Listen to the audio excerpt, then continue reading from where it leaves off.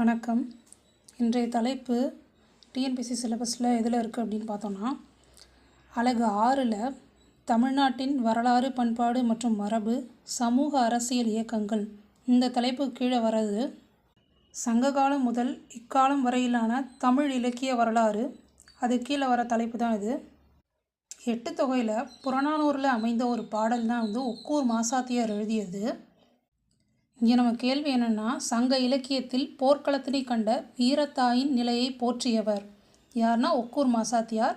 இவங்க ஒரு பெண்பார் புலவர், சிவகங்கை மாவட்டம் ஒக்கூரை சேர்ந்தவர். மாசாத்தியார் அப்படிங்கிறது இவங்களோட பெயர். இவங்க எழுதின நூல்கள் எழுதின பாடல்கள் பார்த்திங்கன்னா, குறுந்தொகையில் 5, அகநானூரில் 2, புறநானூரில் 1 இந்த பாடல்கள்லாம் ஒக்கூர் மாசாத்தியாரால் பாடப்பட்டது.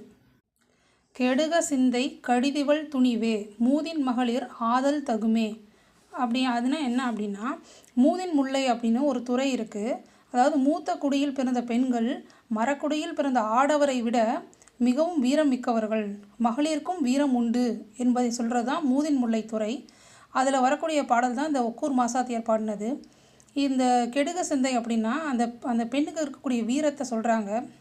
இவளது சிந்தை கெடுக, இவங்களோட துணிவு ரொம்ப கடுமையானது, முதுமையான மரக்குடியில் பிறந்த பெண் அப்படிங்கிறதுக்கான ஒரு சான்றாக இருக்கக்கூடியவள் அப்படின்னு சொல்கிறாங்க.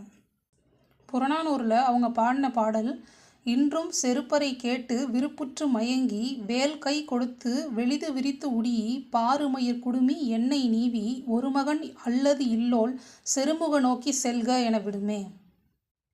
இன்றும் பறை ஒலி கேட்குது. அதை கேட்டு அவள் என்ன பண்ணுறா அப்படின்னா, தன்னோட பையனை கூப்பிட்டு அவன் கையில் வேலை கொடுத்து அவனுக்கு வெள்ளை நிறத்தில் ஆடையை உடுத்தி அவனுடைய தலை முடியை சீவி எண்ணெய் வைத்து சீவி அவளுக்கு இதுக்கப்புறம் வேறு பையன் இல்லை, இருந்தாலும் அவனை போர்க்களத்தை நோக்கி செல்ல ஆணையிடுகிறாள்.